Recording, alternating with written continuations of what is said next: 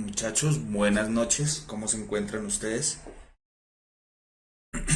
Bueno, eh, me alegra que estén aquí con nosotros nuevamente. Comenzamos nuestras clases aquí en puntajenacional.com. ¿Correcto? Mi nombre es Francisco Ormaza.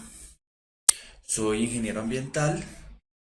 También estudié biología y llevo dictando clases ya más de 10 años. ¿Correcto? Mm, Yo me voy a encargar, en el módulo de ciencias naturales, me voy a encargar de la parte de biología. ¿Listo? Me alegra que ustedes sacrifiquen algo de su tiempo para prepararse. Hoy, ¿con qué vamos a comenzar? Hoy vamos a comenzar con la célula. Nosotros vamos a ir, nosotros vamos a ir desde lo más pequeño hasta lo más grande. Entonces vamos a comenzar desde la célula hasta abarcar los ecosistemas. Cualquier duda, no duden en consultar.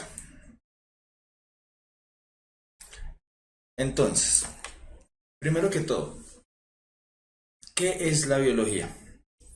La biología abarca muchas otras ciencias. Abarca la botánica, la zoología, la embriología, la morfología, la fisiología, la citología, paleontología, la anatomía, la genética.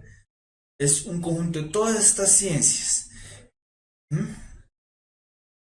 Y, ¿pero qué tienen en común todas estas ciencias?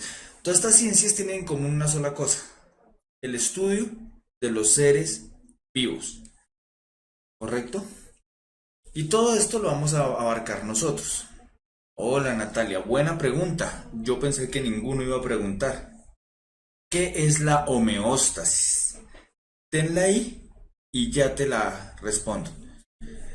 David, bueno. ¿Qué es la citología?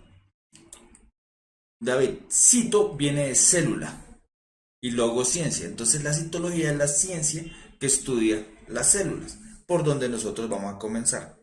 Les voy a explicar cada una de estas para que no queden en el limbo. La botánica es la ciencia que estudia las plantas. La zoología, la que estudia los animales. En general, la embriología, todo lo que tiene que ver con embriones y cómo es el desarrollo de un ser en la parte embriológica.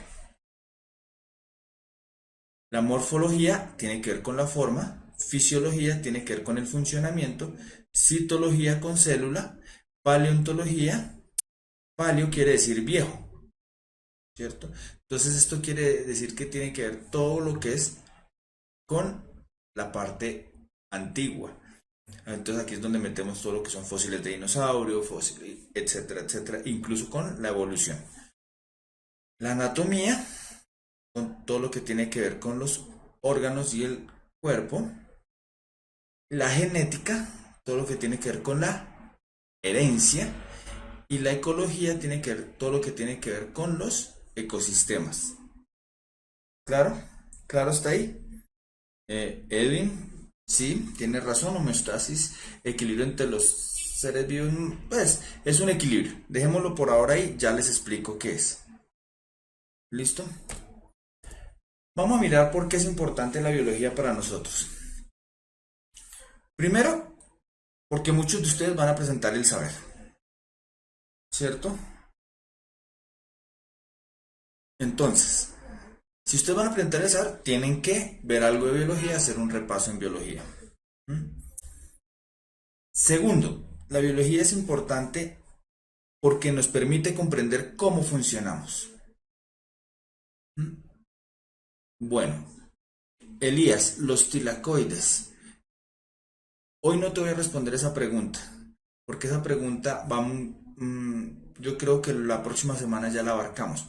Tiene que ver con una estructura celular, un tejido celular que ayuda a la fotosíntesis en la planta, ¿correcto? Y fisiología es todo lo que es funcionamiento, funcionamiento.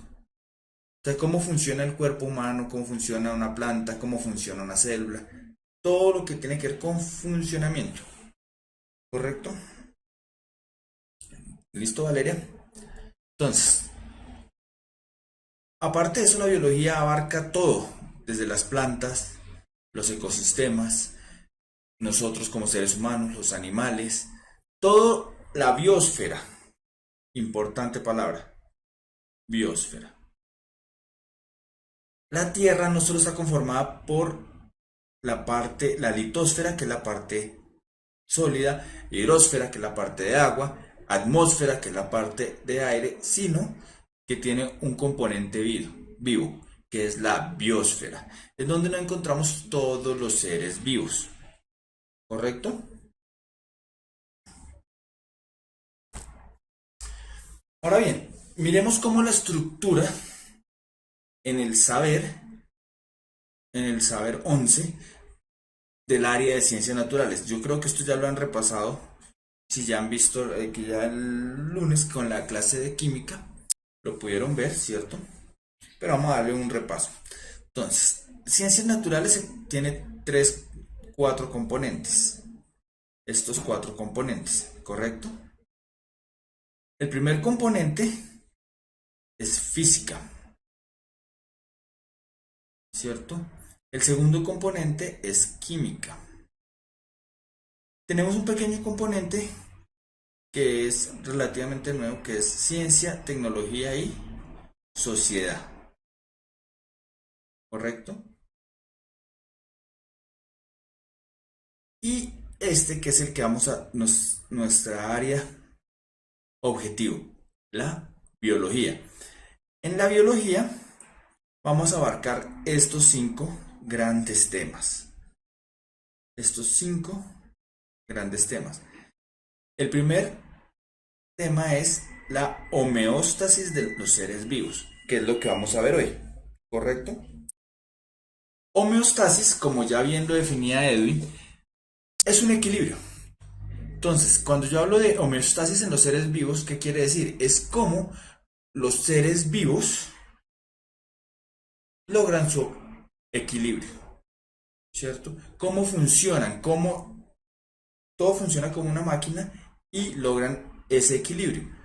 Entonces, cómo funciona el sistema urinario para el equilibrio de agua y sal, cómo el sistema digestivo nos ayuda a conseguir los nutrientes para lograr ese equilibrio, etcétera, etcétera, etcétera. ¿Sí? Homeostasis es cómo yo logro ese equilibrio.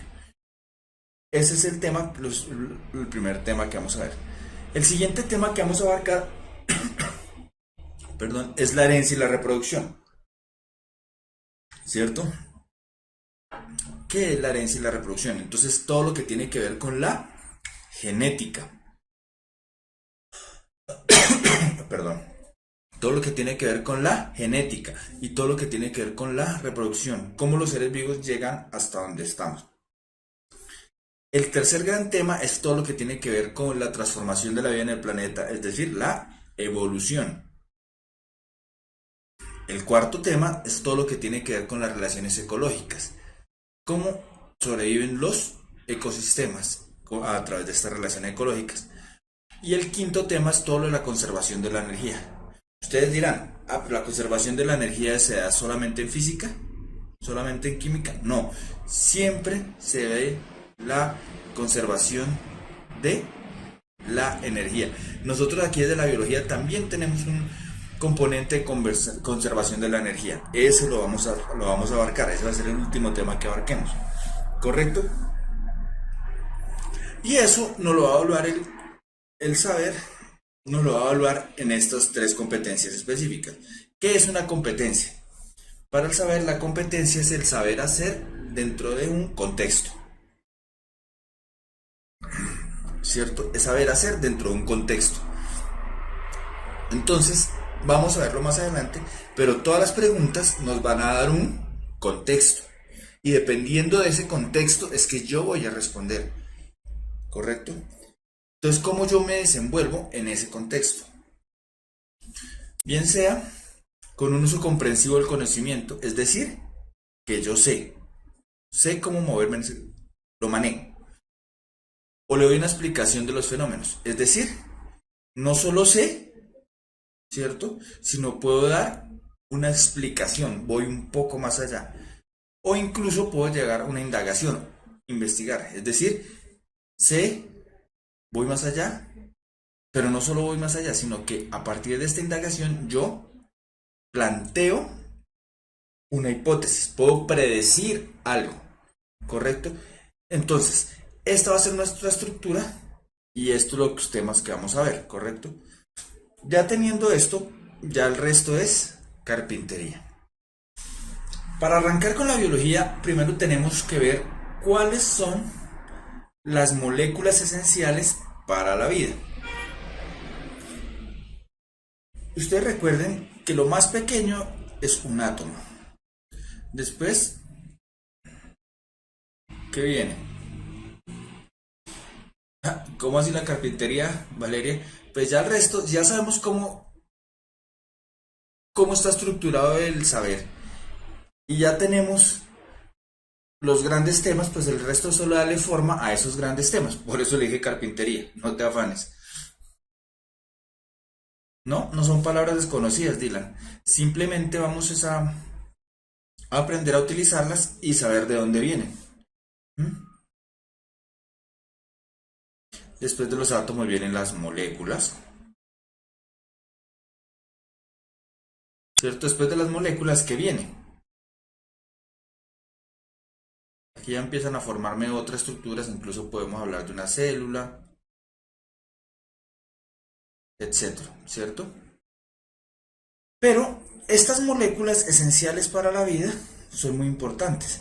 Vamos a hablar de 4 moléculas esenciales.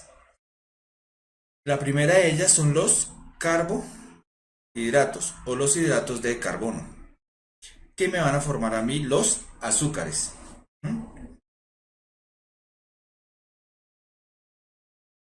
Entonces, cuando hablamos de carbohidratos, podemos decir que cuando son una sola molécula, son los monosacáridos y que son los más pequeños, la galactosa, la fructosa y la glucosa, ¿cierto? Son los más pequeños. La glucosa, que es una molécula, esta es la que la vamos a utilizar bastante cuando hablamos del C6H12O6, ¿correcto? Después vienen los oligosacáridos, de 2 a 10 moléculas, es decir, son mucho más grandes. Que vienen la sacarosa, la maltosa, la lactosa, por ejemplo. Esta está en el azúcar, ya la conocemos. Y después vienen mucho más grandes, como por ejemplo los polisacáridos, que ya viene la celulosa, importante, porque la celulosa la encontramos en las paredes celulares de los vegetales, ¿correcto? Entonces, no se les va a olvidar lo de la celulosa. Con la celulosa es que fabricamos el papel. Después viene, también tenemos los almidones, ¿cierto? Como la amilosa, la amilopectina, todo esto son... la amilosa y la amilopectina son enzimas que me ayudan a degradar los almidones. Las puse aquí para que las tengamos en cuenta y no se nos vaya a olvidar más adelante, ¿correcto? Correcto, y la lactosa, por eso nosotros tomamos leche deslactosada, es decir, le quitamos la lactosa. Ese es un azúcar, un oligosacárido que muchas veces nuestro organismo no es capaz de procesarlo, ¿correcto? Bien, claro hasta ahí. Entonces, la primera molécula esencial para la vida son los carbohidratos. La siguiente molécula esencial que también tenemos que tener en cuenta son los lípidos. Voy a explicarlo porque tienen más de 2 moléculas, pero no quiero que sea muy complejo porque no vamos a ver una clase de bioquímica, ¿correcto? Entonces, resulta que me devuelvo un segundo. Los carbohidratos con una sola molécula, es decir, que son algo así, una sola molécula, son estos monosacáridos. Ya cuando tengo de 2 a 10 moléculas, quiere decir que son esto mismo, pero en forma de cadena. Son mucho más grandes, mucho más pesados, ¿cierto? Tienen diferentes formas, etcétera, etcétera. ¿Correcto? Y los polisacáridos pues ya son cadenas muy largos, son muy grandes, tienen bastantes moléculas. Si me hago entender, son cadenas de varias moléculas. Claro, hasta ahí, pues yo puse un ejemplo en ciclo, pero no necesariamente son en ciclo, Dylan.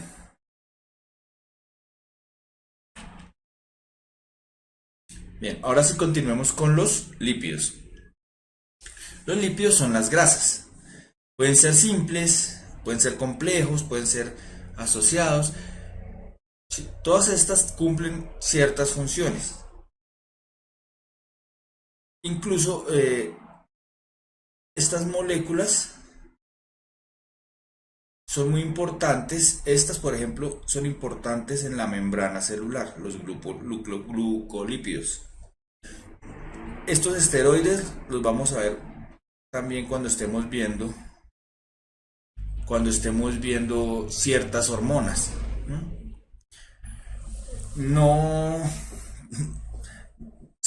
napo, voy a decirte napo porque es importante que el tag que ustedes tengan sea un tag con el cual yo pueda tratar con ustedes porque entonces, napo,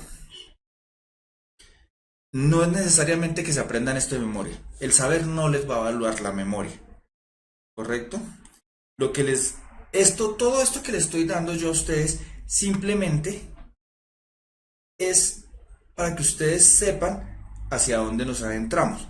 Por eso es que yo no estoy metiéndome así como de lleno en estas moléculas, sino que las conozcan y que cuando ya estemos más adelante hablando de ellas, ustedes sepan a qué me refiero. ¿Correcto? Entonces, por eso es que no le estoy dando así con mucho énfasis en esto. Y no es la idea atiborrarlos a ustedes con tantas palabras, cosas nuevas, etcétera. ¿Correcto?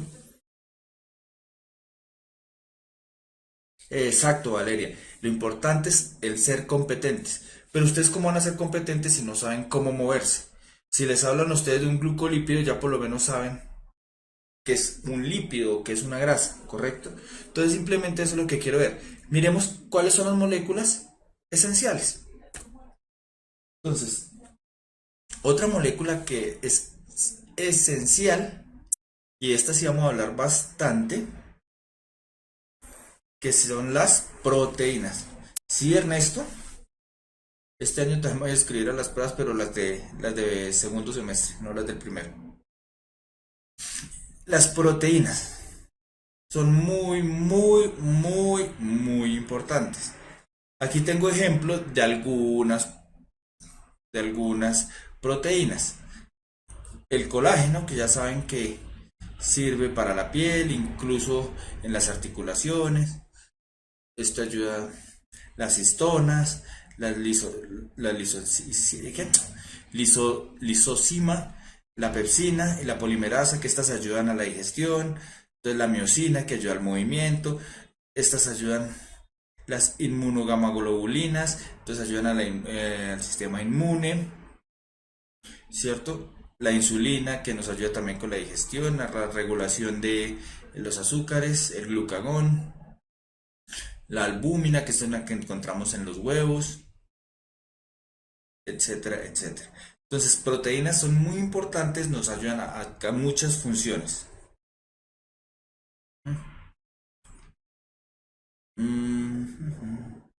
Bien, ¿a qué se refiere con qué clase de molécula? Pues las proteínas están formadas básicamente por dos grupos funcionales. Primero, eh, un grupo amino y un grupo ácido carboxílico. Entonces las proteínas están formadas básicamente por amino ácidos. Entonces, hay que tener en cuenta que lo más pequeño en que yo puedo degradar una proteína es en aminoácidos. Sí, señor, la polimerasa ayuda a los procesos de la replicación del ADN, pero eso lo vamos a ver más adelante. Como le digo, ustedes vieron ahorita la clase de inglés, ¿cierto? Y entonces ahí en la clase de inglés les estaban hablando a ustedes del vocabulario y que hay que contener un vocabulario y no confundir para poder entender. Lo que yo quiero hacer con estas moléculas esenciales no es que se las aprendan, pero sí que tengamos un vocabulario para que podamos hablar más adelante cuando estemos hablando de las funciones, de las partes de la célula, de todas las demás cosas. ¿Listo? Yalila, DNA es en inglés, ADN es en español. Bien, y la última molécula esencial que vamos a tener en cuenta son estas: la adenina, la guanina, la citosina, la timina y el uracilo, que son conocidos como los ácidos nucleicos. ¿Correcto? Son estos son las famosísimas bases nitrogenadas. ¿Correcto? Estas son las bases nitrogenadas, importantísimos cuando vayamos a ver todo lo del ADN y el ARN. ¿Claro está? Entonces, ¿cuáles son las 4 moléculas esenciales? Bien, Mariana. Bien, Juan. Sofía, ¿qué es chon? Chon es un método mnemotécnico para decir carbono, hidrógeno, oxígeno y nitrógeno, y no son moléculas sino elementos esenciales. Bien, más que proteínas, recuerden, son aminoácidos. El aminoácido es como tal la molécula. ¿Listo? Aunque si dicen proteínas no me va a poner de mal genio. Correcto. Ya si fuera una clase de medicina, una clase de biología en una universidad ya para biólogos, ya sería otra razón. Pero aquí, con que nos entendamos, estamos claros. ¿Correcto? Sigamos.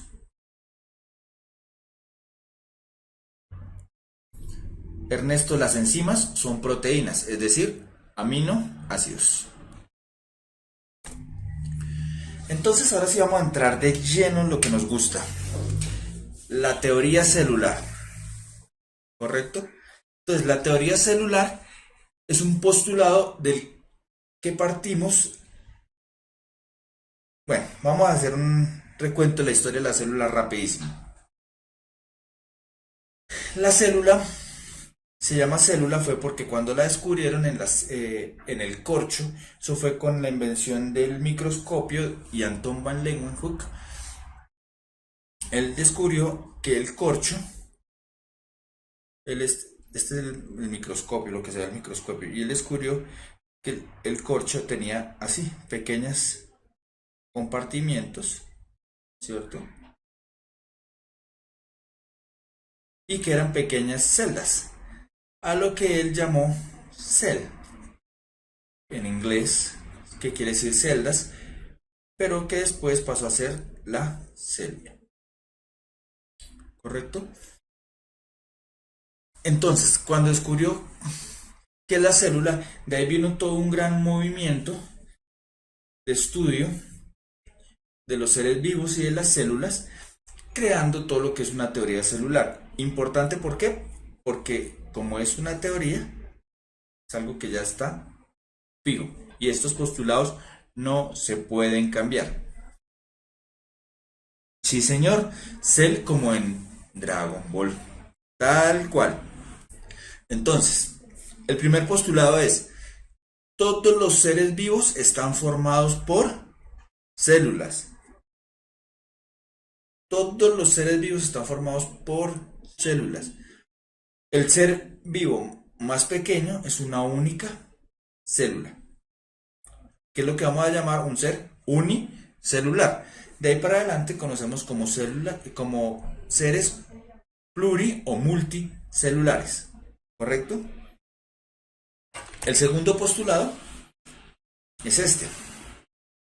Todas las funciones vitales de los organismos ocurren dentro de la célula. O sea, es decir, que lo esencial para la vida, todas esas funciones bioquímicas y biofísicas, todas las funciones biofísicas y bioquímicas, todas suceden dentro de la célula. ¿Quién es el que me preguntaba acerca del tilacoide? Esto es un tilacoide. Y está dentro del cloroplasto y ayuda a la fotosíntesis. Correcto. Entonces, primer postulado, todos los seres vivos están formados por célula. Segundo postulado, las funciones vitales de los organismos ocurren dentro de la célula. ¿Claro hasta ahí? El tercer postulado es, toda célula proviene de una célula. Las células no aparecen porque sí, sino vienen de otra célula. Y esos tres postulados son los que nos van a dar toda la teoría celular. ¿Correcto? Entonces, ¿qué es una célula? Porque hemos hablado de célula y de la teoría celular, pero no sabemos qué es una célula. Muy buena pregunta, Cristian. ¿Cuál fue la primera? ¿De dónde surgió una célula? Bien, resulta... No, del Big Bang, bueno, del Big Bang se creó fue todo el resto del universo como tal. Ya les explico de dónde surgieron las células. Entonces, primero definamos qué es una célula. La célula es una unidad morfológica y funcional de todo ser vivo. Es decir, que me forma, ¿cierto? Y que cumple todas las funciones del ser vivo. Entonces, decimos que todas las células tienen ADN como material genético y que desempeñan los mismos tipos de reacciones químicas y todas están rodeadas por una membrana celular externa o membrana plasmática. No hay células que no tengan la membrana plasmática. Algunas células se pueden ser consideradas seres vivos, no todas, Santiago, porque no, a veces ya las células están tan especializadas que no pueden cumplir todas las funciones, ¿correcto? Pero hay seres que son unicelulares. Entonces, las primeras células o más antiguas, las primeras que aparecieron fueron estas. Las procariotas. ¿Cuál es la diferencia entre una célula procariota y una célula eucariota? Muy sencilla. Las células procariotas o bacterias no tienen membranas internas, ni tienen un núcleo definido. Son los organismos más primitivos que existen. Y voy a poner primitivo entre comillas porque ya vamos a ver más adelante.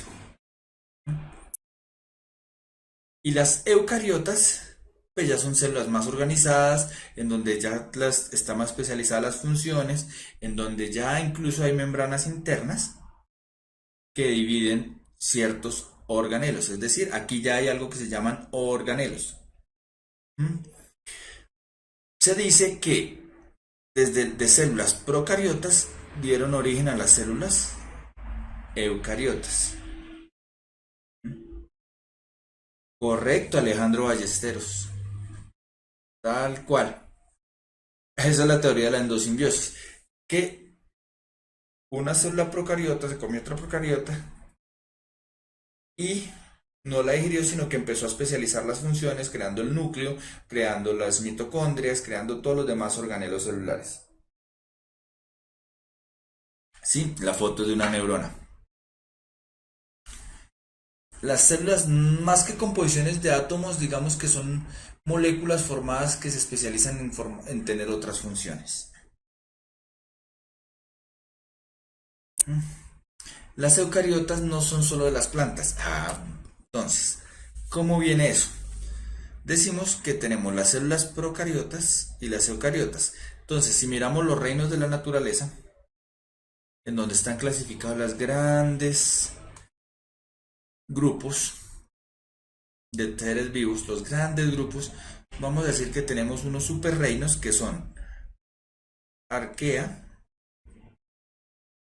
¿cierto? Y Eucaria.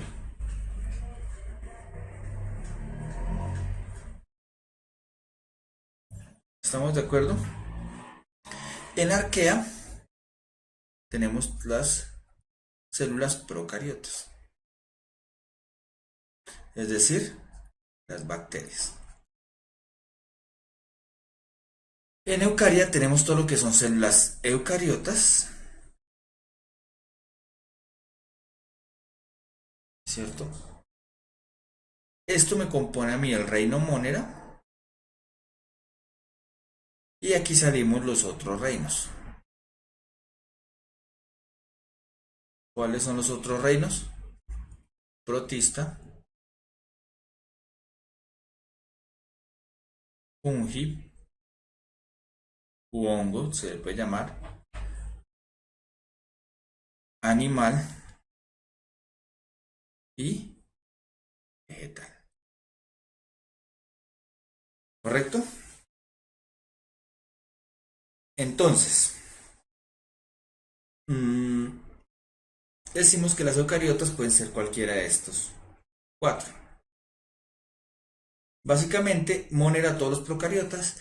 Los protistas son básicamente los que son unicelulares. Los hongos ya son algo más especializados. Los animales y los vegetales. Pero ¿cómo diferencio yo todo este grupo? ¿Cómo los diferencio? Entonces, los hongos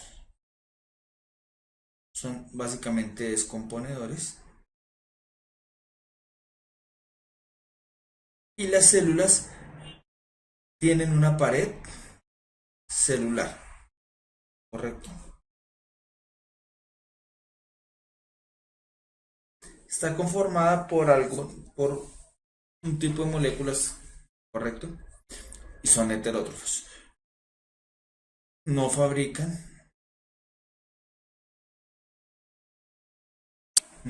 su propio alimento. Correcto, Ernesto.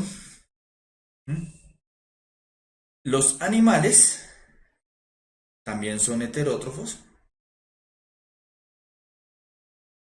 Es decir, no fabrican su propio alimento, pero no tienen pared celular. Los animales no tienen pared celular. Y los vegetales son autótrofos. Es decir, fabrican su propio alimento. ¿Correcto? Y tienen pared celular. ¿Se acuerdan que les dije que tenían pared celular y que la pared celular estaba conformada por celulosa?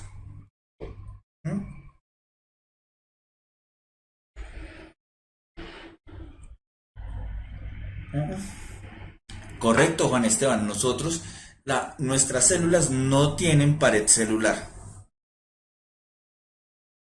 Ya vamos a mirar la diferencia ahorita entre pared celular y membrana celular. Martín me pregunta, ¿y los protistas? ¿Qué hacemos con los protistas? Pues los protistas básicamente son unicelulares y hay protistas que parecen a hongos, hay protistas que parecen a animales y hay protistas que parecen a plantas. Entonces, los que parecen a plantas son algún tipo de algas, los que parecen a los hongos son los que decía Vale, si no estoy mal, que hablaba de hongos unicelulares, que entonces vamos a hablar de algunas levaduras, y tenemos algunos que parecen animales, que son células animales, son como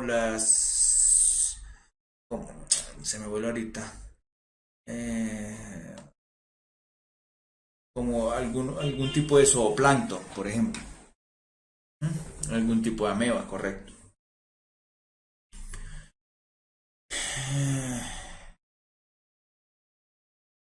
Bien, entonces, los procariotas, algunos son autótrofos y algunos son heterótrofos. No necesariamente. Los procariotas sí pueden, pero ¿quién me pregunta? Correcto, Sofía, muy bien. La diferencia entre la pared celular de los hongos y de las plantas es que las plantas es de celulosa y la de los hongos es de quitina. ¿Mm? Mariana, lo que primero dice es descomponedor. Correcto. Entonces, hay algunos Monera que son autótrofos y hay otros Monera que son heterótrofos. ¿Mm? Los protistas pueden ser o autótrofos o heterótrofos, dependiendo a quién se parezca. ¿Correcto? Bien, ¿alguna pregunta hasta ahí? Mientras ustedes recuerden que el desfase por cuestiones de la red es alrededor de 10 segundos. Entonces muchas veces me va a demorar un poco en responderle sus preguntas. La idea es que yo trate de responderles siempre y cuando estén relacionadas con biología o con el examen, saber. Entonces, correcto, Ernesto, son vegetaloides. Cuando yo tengo la partícula oides, quiere decir similar a. Entonces, cuando hablo de vegetaloides son parecidos a vegetales, cuando son animaloides son parecidos a animales, o cuando son fungoides son parecidos a hongos. El zooplancton es un protista. Muy bien, Mariana, tienes toda la razón.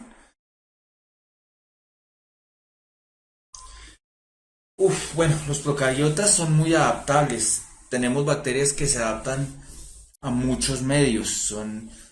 Hay incluso algunas bacterias que están en zonas muy ácidas como los residuos de las minas. Tenemos bacterias que están en zonas muy calientes como bocas de volcanes.